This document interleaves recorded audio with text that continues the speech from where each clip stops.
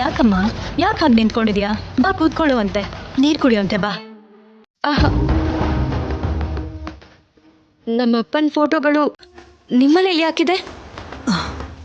ನೀನು ಮೊದಲು ಕೂತ್ಕೋ, ನಾನೆಲ್ಲ ಡೀಟೇಲ್ ಆಗಿ ಹೇಳ್ತೀನಿ. ಬಾ ಬಾ ಬಾ ಅಮ್ಮ, ಬಾ ಬಾ, ಹೇಳ್ತೀನಂದೆ ಅಲ್ಲ, ಕೂತ್ಕೋ ಬಾ.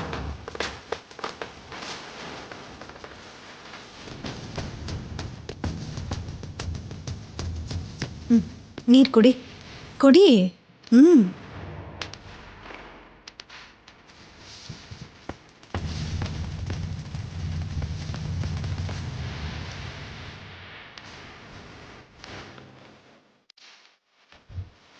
ಇಲ್ಲಿ ಕೈ ತೋರಿಸು.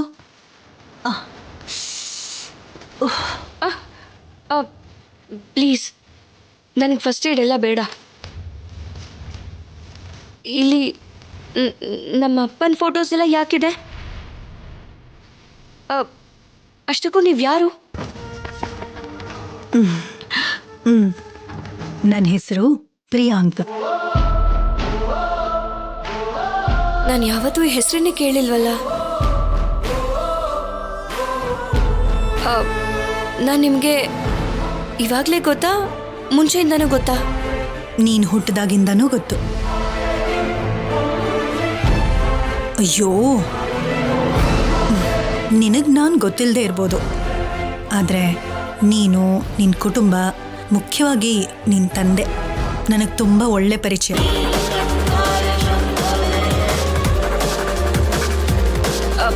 ನಮ್ಮಪ್ಪ ಹೇಗೆ ಗೊತ್ತು ನಿಮಗೆ?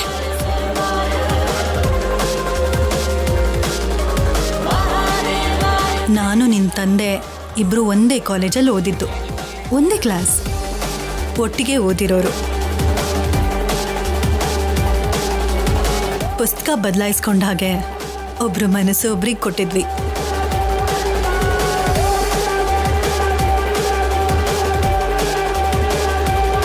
ಪ್ರಾಣಕ್ಕಿಂತ ಹೆಚ್ಚಾಗಿ ಪ್ರೀತಿಸಿದ್ವಿ.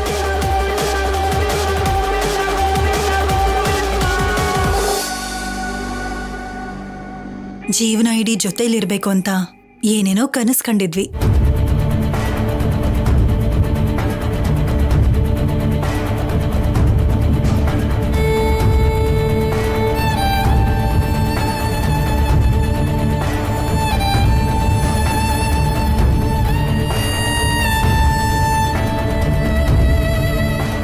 ಅದೇನಂದ್ರೆ, ಈಗಷ್ಟೇ ನಿನ್ನ ಜೊತೆ ಆಕ್ಸಿಡೆಂಟ್ ನಡೀತಲ್ಲ, ಹಾಗೆ ನಮ್ಮ ಜೀವನದಲ್ಲೂ ಸಡನ್ ಆಗಿ ಒಂದು ದೊಡ್ಡ ಆಕ್ಸಿಡೆಂಟ್ ನಡೀತು. ಏನೂ ಮಾಡೋಕ್ಕಾಗ್ದಿರೋ ಪರಿಸ್ಥಿತಿಲಿ ರಾಜು ನಿನ್ನ ತಾಯಿ ಕುತ್ತಿಗೆಗೆ ತಾಳಿ ಕಟ್ಟೋ ಹಾಗಾಯ್ತು. ನಾನು ಹೀಗೆ ಉಳ್ಕೊಳ್ಳೋ ಥರ ಆಯಿತು.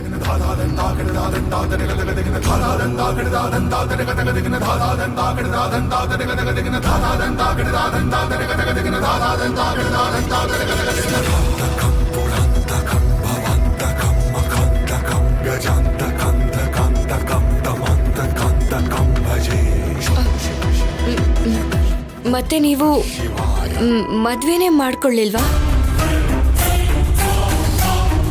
ಅದಕ್ಕೆ ನನ್ನ ಮನಸ್ಸು ಒಪ್ಪಲಿಲ್ಲ.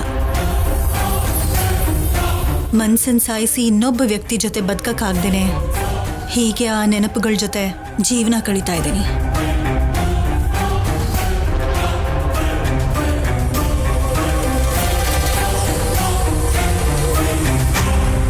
ನಿಮ್ಮ ತಾಯಿ ಜೊತೆ ಆದರೂ ರಾಜು ಖುಷಿಯಾಗಿರಲಿ ಅಂತ ತುಂಬ ಆಸೆ ಪಟ್ಟೆ. ನಿಮ್ಮಮ್ಮ ಮತ್ತು ರಾಜು ಇಷ್ಟು ದಿವಸ ಚೆನ್ನಾಗೇ ಇದ್ರು. ಆದರೆ ಇವಾಗ ನಿಮ್ಮ ತಾಯಿ ಮತ್ತು ಆಸ್ತಿನೆಲ್ಲ ಬಿಟ್ಟು ಹೊರಗೆ ಬಂದು ತುಂಬ ಕಷ್ಟಪಡ್ತಿದ್ದಾರೆ ಅಂತ ಗೊತ್ತಾಯಿತು. ನನಗೆ ತಡ್ಕೊಳ್ಳೋಕ್ಕೆ ಆಗಲಿಲ್ಲ.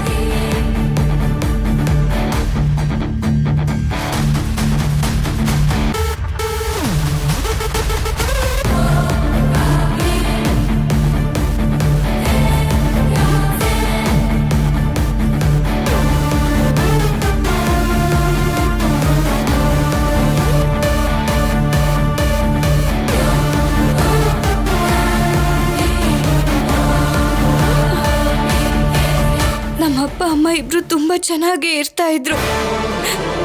ಆದ್ರೆ ಆದ್ಯಯಿಂದಾನೆ ಅವ್ರ ಮಧ್ಯೆ ಗೋಡೆ ಸೃಷ್ಟಿ ಆಗಿರೋದು. ಆದ್ಯನಿಂದ ಅಪ್ಪ ಅಮ್ಮನ ಆಸ್ತಿನ ಬಿಟ್ಟು ಹೋಗುವಂತ ಪರಿಸ್ಥಿತಿ ಬಂದಿದೆ. ಆದ್ಯಯಿಂದನಾ?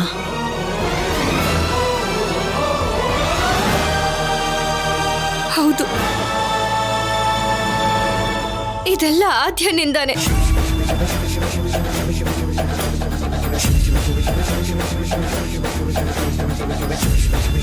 ಮನುಷ್ಯರು ಅನ್ನೋ ವಿಷಯನ ಮರ್ತು ಹೋಗಿ ಮನೆಯವ್ರನ್ನ ಸಾಯಿಸುವಂತ ಕೀಳು ಮಟ್ಟು ಕೀಳ್ದಿದ್ದಾರೆ ಇವರು.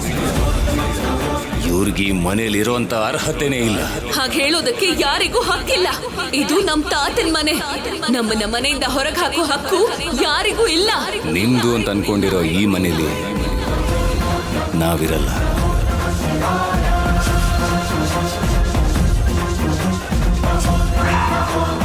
ಅಯ್ಯೋ, ಆ ಆದ್ಯದಿಂದ ಇಷ್ಟೆಲ್ಲ ನಡೆದೋಯ್ತಾ? ಬೇರೆ ಮಾಡಕ್ಕಾಗದೇ ಇರೋ ಸಂಬಂಧಗಳನ್ನ ಸಡನ್ ಆಗಿ ಹೀಗೆ ಮುರಿದು ಬೀಳೋದಕ್ಕೆ ಕಾರಣ ಈ ಆದ್ಯ ಅಂತವ್ರೆ ಕಾರಣ ಆಗಿರ್ತಾರಮ್ಮ. ಆ ಆದ್ಯ ಏನೋ ನಂಬಿಕೆ ಇಲ್ಲದೆ ಈ ಥರ ಎಲ್ಲ ಮಾಡಿದ್ಲು. ಆದ್ರೆ ನಿಮ್ಮಮ್ಮ ಆ ಆದ್ಯನ ಹೇಗೆ ನಂಬದ್ಲು? ಈಗಲೂ ಆ ಆದ್ಯನ್ನೇ ನಂಬ್ಕೊಂಡು ನಿಮ್ಮನ್ನೆಲ್ಲ ಬಿಟ್ಟು ಅವಳ ಜೊತೆ ಯಾಕಿದ್ದಾಳೆ?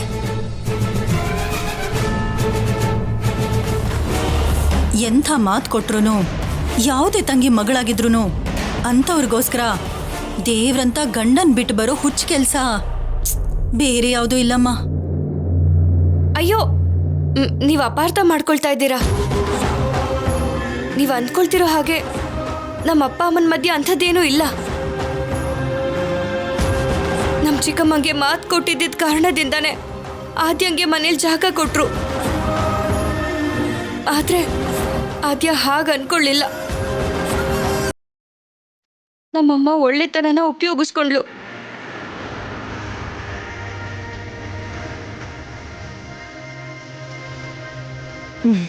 ನೋಡು, ನಿಮ್ಮಮ್ಮ ನಿಂತಾರನೇ ಒಳ್ಳೆಯವಳಾಗಿರೋದಕ್ಕೆ ಆ ಆದ್ಯನ ನಂಬಿ ಹೀಗೆ ಮೋಸ ಹೋಗ್ತಾನೆ ಇದ್ದಾಳೆ. ಆದ್ರೆ ನಿನ್ ಜಾಗದಲ್ಲಿ ಬೇರೆ ಯಾರಾದ್ರೂ ಇದ್ದಿದ್ರೆ ಆ ಆದ್ಯನ ಸುಮ್ಮನೆ ಬಿಟ್ಬಿಡ್ತಿದ್ರಾ?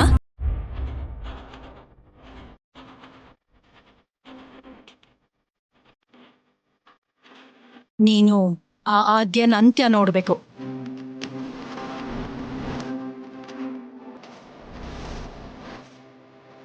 ಅದ್ರ ಬಗ್ಗೆ ಯೋಚನೆ ಮಾಡು.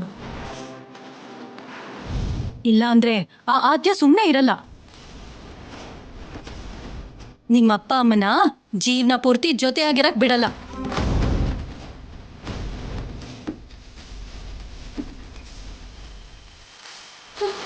ಇಲ್ಲ, ಅವ್ರು ಏನೇ ಮಾಡಿದ್ರು ಹೇಗೆ ಮಾಡಿದ್ರು ನಾನು ಮಾತ್ರ ನಮ್ಮ ಅಪ್ಪ ಅಮ್ಮನ ದೂರ ಆಗದೆ ಇರೋ ಹಾಗೆ ನೋಡ್ಕೋತೀನಿ.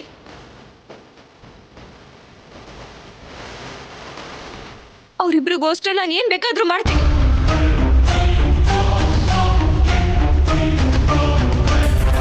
ನೋಡು, ನನ್ನಿಂದ ನೀನ್ ಯಾವ ಸಹಾಯ ಬೇಕಾದ್ರೂ ಕೇಳಬಹುದು. ನಿನಗ್ ನಾನು ಸಹಾಯ ಮಾಡೋದಕ್ಕೆ ರೆಡಿಯಾಗೇ ಇರ್ತೀನಿ. ನನ್ನ ನೆನ್ಪಿಟ್ಕೋ. ತುಂಬಾ ಥ್ಯಾಂಕ್ಸ್ ಆಂಟಿ. ನಾನ್ ನಿನಗ್ ತಾಯಿ ಇದ್ದ ಹಾಗೆ. ನೀನ್ ನನಗ್ ಥ್ಯಾಂಕ್ಸ್ ಎಲ್ಲ ಹೇಳ್ಬಾರ್ದು. ಹಾಗೆ ನನ್ನನ್ನ ಆಂಟಿ ಅಂತ ಕೂಡ ಕರಿಬಾರ್ದು. ಅಮ್ಮ ಅಂತ ಕರಿ, ಇಲ್ಲಾಂದ್ರೆ ಚಿಕ್ಕಮ್ಮ ಅಂತ ಕರಿ. ಮದ್ವೆ ಮಕ್ಕಳು ಏನೂ ಇಲ್ಲದೆ ಹೀಗಿರೋ ನನ್ನನ್ನ ರಾಜು ಮಗಳು ನನ್ನನ್ನ ಪ್ರೀತಿಯಿಂದ ಚಿಕ್ಕಮ್ಮ ಅಂತ ಕರೆದ್ರೆ ನನ್ನಲ್ಲಿರೋ ತಾಯ್ತನಕ್ಕೆ ಖುಷಿ ಕೊಡುತ್ತೆ.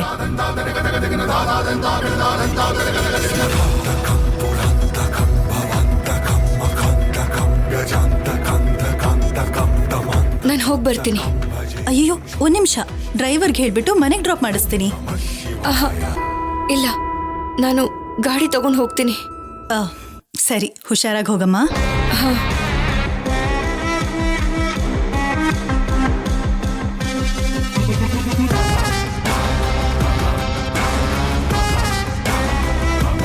ಈ ಹುಡುಗಿಗೆ ನಾನು ಇಷ್ಟೊತ್ತು ಬ್ರೈನ್ ವಾಶ್ ಮಾಡಿದ್ದೇನಾದ್ರೂ ಯೂಸ್ ಆಗ್ಬೋದಾ? ಮೇಡಮ್, ನಿಮ್ ಗುರಿ ರಾಜಾರಾಮ್ ಮೇಲೆ ಸೇಡ್ ತೀರಿಸ್ಕೊಳ್ಳೋದಲ್ವಾ? ಹೌದು. ಮತ್ತೆ ಅವಳ ಮಗಳನ್ನ ತುಳಿದು ಸಾಯಿಸೋ ಬದಲು ಚಿಕ್ಕ ಚಿಕ್ಕ ಗಾಯ ಆಗೋ ತರ ಯಾಕೆ ಹೊಡೆಯಕ್ಕೆ ಹೇಳಿದ್ರಿ? ಜೋರಾಗಿ ಹೊಡೆದಿದ್ರೆ ಇಷ್ಟೊತ್ತಿಗೆ ಆ ಹುಡುಗಿ ಸತ್ತೇ ಹೋಗಿರ್ತಿದ್ಲು. ರಾಜಾರಾಮ್ಗೆ ಅಳು ಮಾತ್ರ ಉಳ್ಕೋತಿತ್ತು. ಯುದ್ಧದಲ್ಲಿ ಗೆಲ್ಲಬೇಕು ಅಂದ್ರೆ ಶತ್ರುನ ಸಾಯಿಸೋದಲ್ಲ, ಶತ್ರುನ ಸೋಲ್ಸೋದು. ಅಂದ್ರೆ ರಾಜಾರಾಮ್ ಪತನ.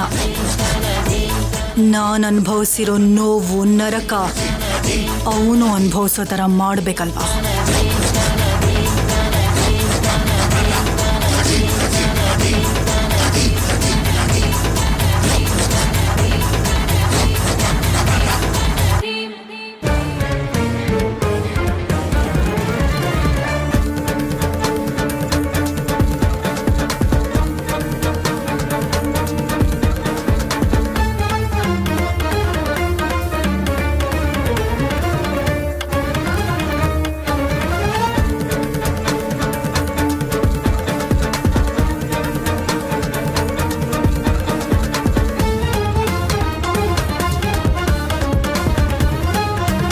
ರಾಜಿ ಕೊಡು, ಗಾಡಿ ಕೊಡಿಲಿ. ಈ ಕಡೆ ಬಾ. ರಾಜಿ, ಏನಾಯ್ತು? ಪಾರ್ವತಿ ಹೋಗುವಾಗ ಬುಲೆಟ್ ತಗೊಂಡು ಬುರ್ರ್ ಅಂತ ಹೋದ್ಲಲ್ವಾ, ಈಗೇನು ಬುಲೆಟ್ನ ತಳ್ಕೊಂಡು ಬರ್ತಾ ಇದ್ದಾಳೆ. ಏನ್ ರಾಜಿ, ಈ ಗಾಯ ಅಲ್ಲ ಏನು? ಅಷ್ಟಕ್ಕೂ ಎಲ್ಲ ಹೋಗಿದ್ದೆ? ಅದ್ಕೆ ಒಂದ್ಸಲ ಅವಳ ಕೈಗಾಗಿರೋ ಗಾಯ ನೋಡಿ. ಅಯ್ಯೋ ರಾಜಿ, ಅಪ್ಪಿ ತಪ್ಪಿ ಆದ್ಯ ಏನಾದ್ರೂ ಇವಳಿಗೆ ಹೊಡೆದ್ಬಿಟ್ಲಾ? ಅಷ್ಟಕ್ಕೂ ಏನಾಯ್ತು? ಎಲ್ಲಿಗೆ ಹೋಗಿದ್ದೆ? ಆದ್ಯನ್ ಮಾತಾಡ್ಸ್ಕೊಂಡ್ ಬಂದೆ.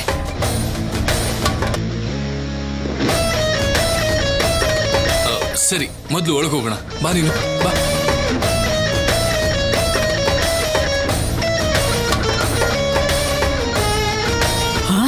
ಅಯ್ಯೋ ರಾಜಿ, ಏನಮ್ಮ ಇದೆಲ್ಲ ಗಾಯ?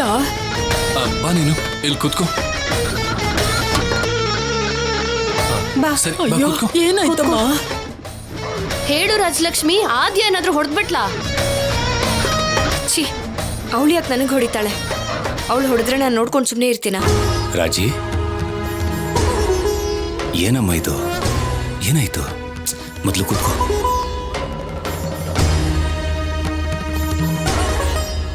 ಅಯ್ಯೋ,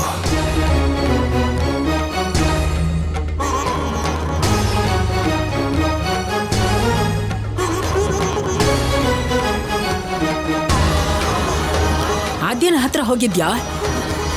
ರಾಜಿ, ನಾನು ನಾಟಕ ಮಾಡ್ತಿಲ್ಲ. ನಾಟ್ಕಾನೆ. ರಮಣ ರಾಜು ಅವರು ನಿನಗ್ ಮಾತ್ರನೇ ತಾತ ಅಲ್ಲ, ನನಗೂ ತಾತಾನೆ. ಯಾವ ಹಕ್ಕನ್ನ ಮುಂದೆ ಇಟ್ಕೊಂಡು ನಮ್ಮವ್ರ ಜೊತೆ ಆಟ ಆಡ್ತಿದ್ಯೋ ಅದೇ ಹಕ್ಕನ್ನ ಅಡ್ಡ ಇಟ್ಕೊಂಡು ನಾನು ನಿನ್ ಜೊತೆಗೂ ಆಟ ಆಡ್ತೀನಿ. ರಾಜಿ, ನೀನ್ ಹಾಗೆ ಹಿಂದೆ ಮುಂದೆ ನೋಡದೆ ಆವೇಶದಲ್ಲಿ ಹೋಗದೆ ಇದ್ದಿದ್ರೆ ನಿನಗೆ ಹೀಗೆ ಏಟ್ ಆಗ್ತಿರ್ಲಿಲ್ಲಮ್ಮ.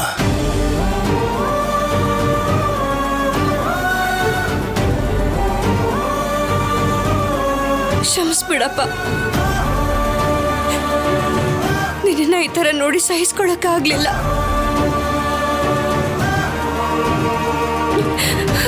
ನನಗೆ ಏಟ್ ಆಗಿರೋದಕ್ಕೆ ಏನು ಬೇಜಾರಿಲ್ಲ ಅಪ್ಪ.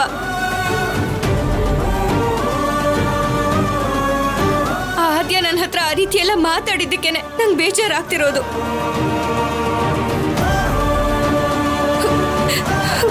ನಿಮ್ಮನ್ನೆಲ್ಲ ಹೀಗೆ ಮನೆಯಿಂದ ಆಚೆ ಕಡೆ ಕಳಿಸ್ಬಿಟ್ಟು ಅವಳು ಮಾತ್ರ ಅಲ್ಲಿ ರಾಣಿ ಹಾಗೆ ಕೂತಿರೋದು ನೋಡ್ತಿದ್ರೆ ಅವಳು ಕಪ್ಪಾಳಕ್ಕೆ ಹೊಡೆಯೋದಷ್ಟೇ ಅಲ್ಲ, ಅವಳು ಹಲ್ಲು ಉದ್ದಿಸ್ಬೇಕು ಅನ್ನೋಷ್ಟು ಕೋಪ ಬರ್ತಿದೆ.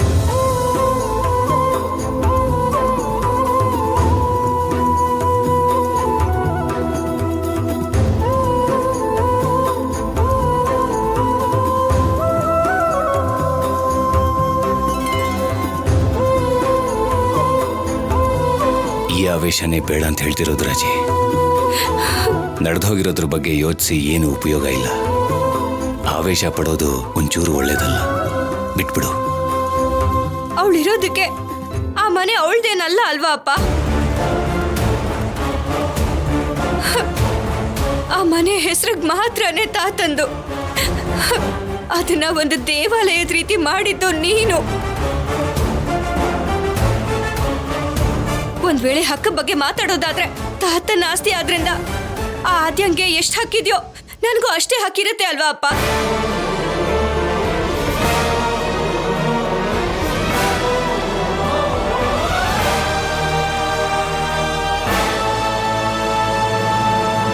ಯಾಕಿರಲ್ವೇ?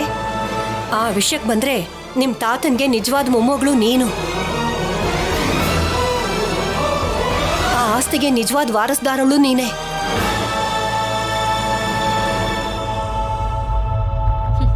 ಆ ಆಸ್ತಿ ಮೇಲೆ, ಆ ಮನೆ ಮೇಲೆ ನನಗೆ ಹಕ್ಕಿದೆ ಅಂದ್ಮೇಲೆ ಆ ಆದ್ಯ ಯಾರಪ್ಪ ಹೇಳೋದಕ್ಕೆ?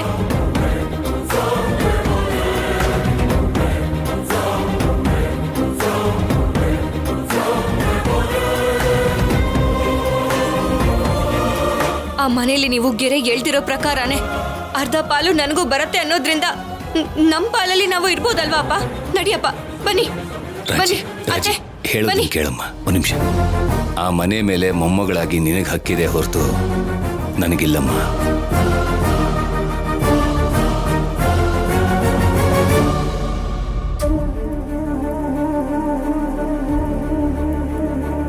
ಅದು ನಂದು ಅಂದ್ಮೇಲೆ ನಿಮ್ದಲ್ವಾ ಅಪ್ಪ?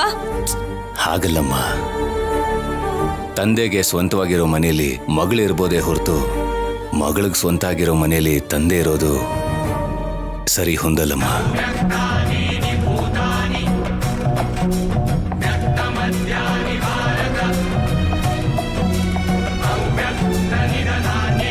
ಇನ್ಮೇಲಿದೆ ನನ್ನ ಮನೆ, ಇನ್ ಮುಂದಕ್ಕೂ ನಿಂತವ್ರ ಮನೆ ಇದೆ.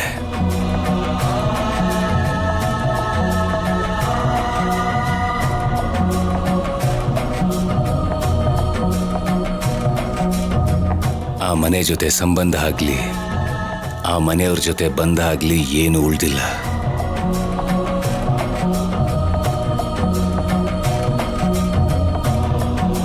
ಎಲ್ಲ ಬಿಟ್ಟು ಹಾಕಿ ಇಲ್ಲಿಗೆ ಬಂದೆ. ಇನ್ ಮುಂದೆ ಮತ್ತೆ ಆ ಮನೆ ಬಗ್ಗೆ ಮಾತಾಡಿ ನನಗೆ ನೋವು ಕೊಡ್ಬೇಡ.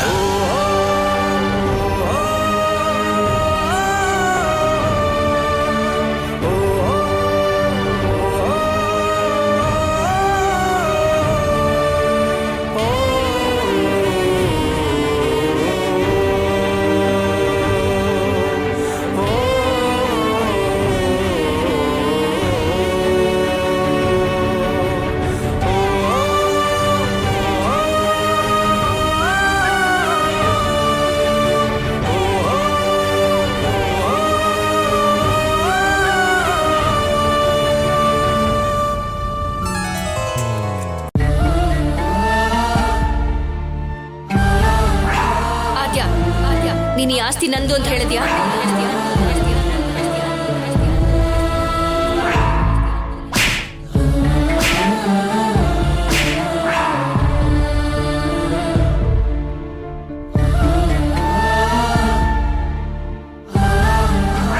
ದೇವ್ರಂತ ನಮ್ಮಪ್ಪನ ಈ ಮನೆಯಿಂದ ಆಚೆ ಕಳ್ಸೋದಕ್ಕೆ ನಿನಗೆ ಮನ್ಸಾದ್ರೂ ಹೇಗೆ ಬಂತು?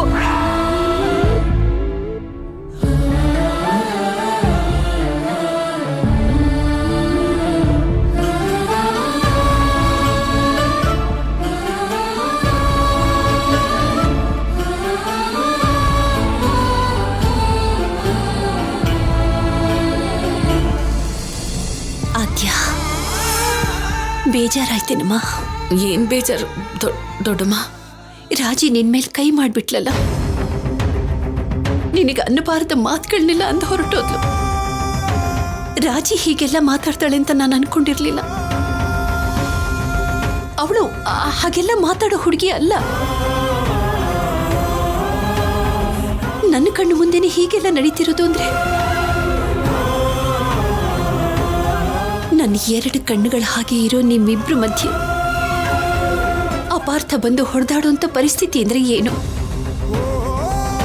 ಇದನ್ನೆಲ್ಲ ನನ್ನಿಂದ ನೋಡೋಕ್ಕಾಗ್ತಿಲ್ಲಮ್ಮ. ನಾನ್ ಸಹಿಸ್ಕೋತೀನಿ ದೊಡ್ಡಮ್ಮ, ನಾನ್ ಸಹಿಸ್ಕೋತೀನಿ. ರಾಜಲಕ್ಷ್ಮಿ ಅಂದಿದ್ದ ಮಾತುಗಳನ್ನ ನಾನ್ ಸಹಿಸ್ಕೋತೀನಿ. ಹೊಡೆದ ಏಟನ್ನ ಕೂಡ ನಾನ್ ಸಹಿಸ್ಕೋತೀನಿ. ಆದ್ರೆ ಅವಳು ಕೂಡ ನನ್ನ ಅಪಾರ್ಥ ಮಾಡ್ಕೊಂಡಿದ್ದಾಳೆ ನೋಡು. ಅದನ್ನ ನನ್ನಿಂದ ಸಹಿಸ್ಕೊಳ್ಳೋಕಾಗ್ತಿಲ್ಲ.